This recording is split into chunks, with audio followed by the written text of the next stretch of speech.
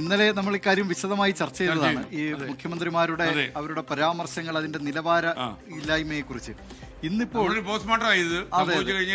ഇന്നിപ്പോൾ മുഖ്യമന്ത്രി പിണറായി വിജയൻ പറഞ്ഞത് ഓരോരുത്തരുടെയും അഭിരുചി അല്ലെങ്കിൽ അവരുടെ മനസ്സിലിരിപ്പ് അനുസരിച്ച് അതെ അവരവർക്ക് പൂരിപ്പിക്കാമെന്നാണ്. ഇന്നലെ അതിന് ഇ.പി. ജയരാജൻ നൽകിയിരുന്ന വ്യാഖ്യാനം പൊന്നുമോൻ എന്നാണ്. പൊന്നു എന്നുള്ള രീതിയിലാണ്. ബാക്കി അപ്പൊ അതാണ് ഇന്നലെ ഇ.പി. ജയരാജൻ നൽകിയ വ്യാഖ്യാനം.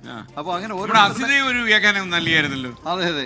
അപ്പൊ അസിത പറഞ്ഞത് ഇത് രണ്ടും ഒന്ന് എന്നുള്ളതിന്റെ അതിനകത്ത് വേറൊരു അർത്ഥത്തെ കുറിച്ചാണ് അസിത പറഞ്ഞത്. അതിന് ഞങ്ങൾക്ക് ഇതുവരെ മനസ്സിലായിട്ടില്ല അതെന്താന്നുള്ളത്. അതെ അതെ അതെ മനസ്സിലായില്ലെന്ന് എനിക്ക് തോന്നുന്നു. വരമൊഴി സാഹിത്യത്തിൽ പറയുന്നതാണ്. അതിനെ കുറിച്ചായിരുന്നു അസിത പറഞ്ഞത്. അപ്പോ ഇതില് നമ്മൾ കാണേണ്ടത് ഇന്നിപ്പോ മുഖ്യമന്ത്രി അത് നിർത്തുന്നില്ല. സാധാരണ മുഖ്യമന്ത്രി പറയുന്ന വാക്കാണല്ലോ നമ്മൾ കാണേണ്ടത്.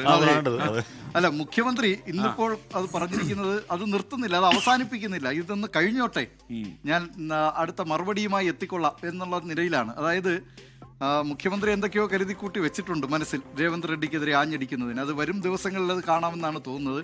അതിന്റെ ഒരു ചെറിയ സൂചന, അഴിമതി കേസിൽ അകത്തുപോയ ആള് ഒരു മുഖ്യമന്ത്രി, അഴിമതി കേസിൽ അകത്തായ ഏക മുഖ്യമന്ത്രിയാണ് എന്ന നിലയിലാണ് ഇന്ന് ആ പ്രതികരണം മുഖ്യമന്ത്രി